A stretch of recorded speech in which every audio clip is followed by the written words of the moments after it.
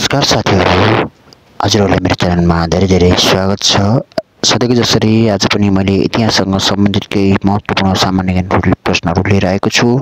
आजको सेसनको पहिलो प्रश्न रहेको छ, नेपालमा सर्वप्रथम कुन वंशका राजाहरूले राज्य गरेका थिए भन्ने। अप्सनहरू रहेको छ गोपाल वंश, अबेर वंश, लिच्छवी वंश, किरात वंश। यसको सही जवाफ रहेको छ गोपाल वंश। यसैगरी अर्को प्रश्न रहेको छ, जिउडो शहीद भनी कसलाई चिनिन्छ भनेर प्रश्न रहेको छ साथीहरू। यसको सही जवाफ हजुरहरूले गेस गर्नुहोला र यसको सही जवाफ रहेको छ अमरसिंह थापा। र यसैगरी अर्को प्रश्न रहेको छ, इतिहासमै आदर्श शासकका रूपमा कसलाई चिनिन्छ भनेर भन्ने क्वेसन रहेको छ। यसको एन्सर पनि हजुरहरूले गेस गर्नुहोला साथीहरू। र यसको सही जवाफ रहेको छ अंशु वर्मा। र अर्को क्वेसन, 2400 राज्यमा पर्ने राज्य कुन होइन भनेर यहाँ क्वेसन सोधेको पाइन्छ। यो चाहिँ धेरै लोकसेवा एक्जामले सोधिरहेको पाइन्छ। यसको सही जवाफ रहेको छ भीमकोट रहेको छ। यसैगरी अर्को प्रश्न रहेको छ, नेपाल कहिले धर्मनिरपेक्ष राष्ट्र घोषणा भएको हो भन्ने प्रश्न रहेको छ। यसको सही जवाफ रहेको छ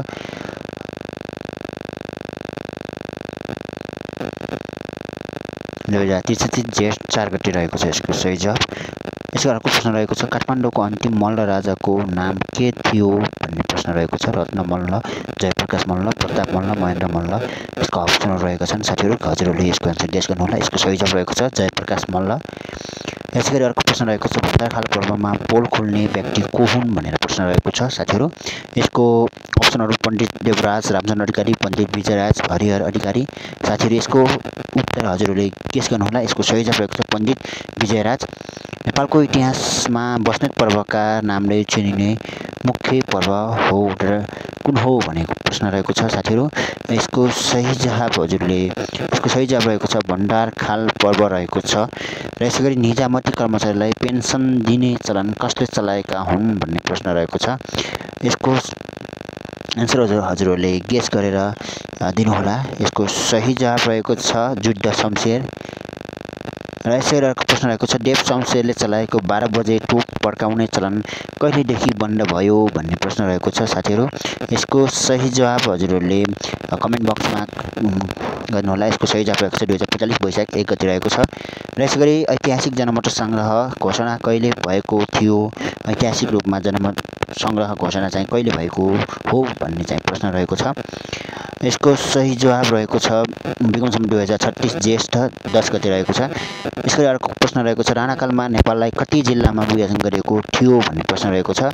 35 जिल्ला, 38 जिल्ला, 42 जिल्ला र 77 जिल्ला रहेको छन् यसको अप्सनहरू। र यसको एन्सर रहेको छ 35 जिल्ला। राणाकालमा चाहिँ 35वटा जिल्ला रहेको पाइन्छ। त्यसैगरी अर्को प्रश्न रहेको छ, प्रथम विश्वयुद्ध हुँदा नेपालको प्रधानमन्त्री को थिए भनेर प्रश्न रहेको छ। प्रथम विश्वयुद्ध हुँदा नेपालको प्रधानमन्त्री हजुरहरूले गेस गर्नुहोला। यसको सही जवाफ रहेको छ चन्द्र शमशेर रहेको छ। यसैगरी जोडा मिलाउनुहोस्, खरिदार बाजे, खरिदार बा, सङ्कटको मोचन, पञ्चायतको मलामे रहेको छ जोडा मिलाउ। यसको सही जवाफ चाहिँ रहेको छ यसको सही जवाफ रहेको छ A 2, B को 3, C को 4, D को 1 रहेको छ। त्यसैगरी अर्को प्रश्न रहेको छ, प्रथम विश्वयुद्ध कति दिन चलेको थियो भन्ने प्रश्न चाहिँ धेरै लोकसेवामा सोधेको पाइन्छ। यसको सही जवाफ पनि हजुरहरूले गेस गर्नुहोला। यसको सही जवाफ रहेको छ 1561 दिन रहेको छ साथीहरू। यसैगरी महात्मा गान्धीले चरखा आन्दोलन कहिले गरेका थिए भन्ने प्रश्न रहेको छ। यो चाहिँ धेरै क्वेसनहरू लोकसेवामा चाहिँ सोधिरहेको पाइन्छ। यसको एन्सर रहेको छ सन् 1820 रहेको छ साथीहरू। फ्रान्सको राज्य क्रान्तिलाई अर्को के नामले चिनिन्छ भन्ने प्रश्न रहेको छ। ज्ञान क्रान्ति, स्वतन्त्रता क्रान्ति, समानता क्रान्ति, बौद्धिक क्रान्ति। यसको सही जवाफ रहेको छ बौद्धिक क्रान्ति रहेको छ। राजगद्दीमा बस्ने प्रथम महिला को हुन् भनेर अर्को प्रश्न रहेको छ। राजेन्द्र लक्ष्मी, राज्यलक्ष्मी, नायक देवी, नरेन्द्र लक्ष्मी भन्ने चाहिँ यसको अप्सनहरू रहेका छन्। यसको सही जवाफ रहेको छ राजेन्द्र लक्ष्मी। यसैगरी अर्को प्रश्न रहेको छ, सुगौली सन्धिमा कति धारा रहेका छन् भन्ने प्रश्न रहेको छ। यो चाहिँ धेरै सोधिसकेको छ। यो 9वटा, 10वटा, 11वटा, 12वटा रहेको छ। यसको सही जवाफ रहेको छ 9वटा धारा। कुन राणा प्रधानमन्त्री सत्ताहरूलाई हस्तान्तरण गरी आफू सन्यासी भएका थिए भनेर प्रश्न रहेको छ। यसको सही जवाफ रहेको छ साथीहरू जुद्ध शमशेर रहेको छ यसको सही जवाफ चाहिँ। यसै गरी अर्को प्रश्न रहेको छ राणाहरूलाई ए बी र सी क्लासमा चाहिँ विभाजन गर्ने कार्य कसले गरेका थिए भनेर प्रश्न रहेको छ।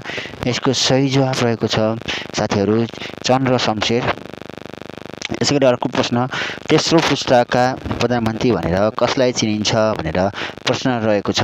यो चाहिँ एकदमै सजिलो भन्न मिल्छ यसलाई। तेस्रो पुस्ताका प्रधानमन्त्री भनेर कसलाई चिनिन्छ भनेर प्रश्नको एन्सर चाहिँ पद्म शमशेरलाई चिनिन्छ।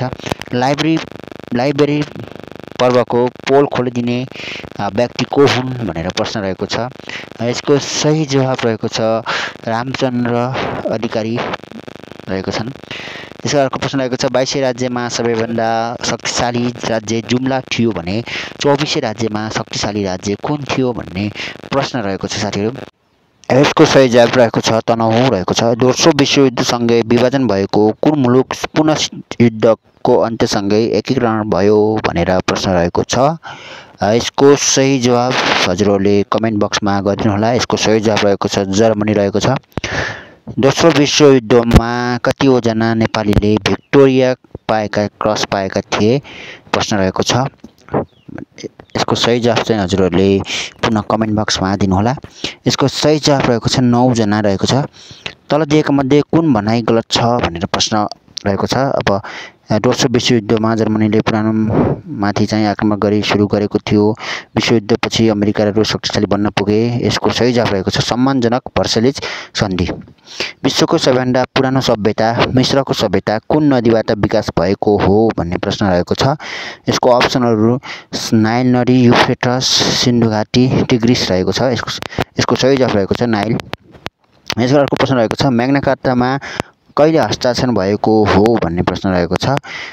यसको सही जवाब चाहिँ हजुरहरूले गेस गर्नुहोला साथीहरू। यसको सही जवाब रहेको छ सन् 1215 जुन 15मा चाहिँ हस्ताक्षर भएको थियो। इतिहासलाई कति भागमा विभाजन गरिएको छ हजुरहरूले चाहिँ यो चाहिँ एकदम सिम्पल क्वेसन रहेको छ हजुरहरूको लागि। हजुरहरूले चाहिँ गेस गर्नुपर्ने हुन्छ। यसको सही जवाब रहेको छ 5 भागमा।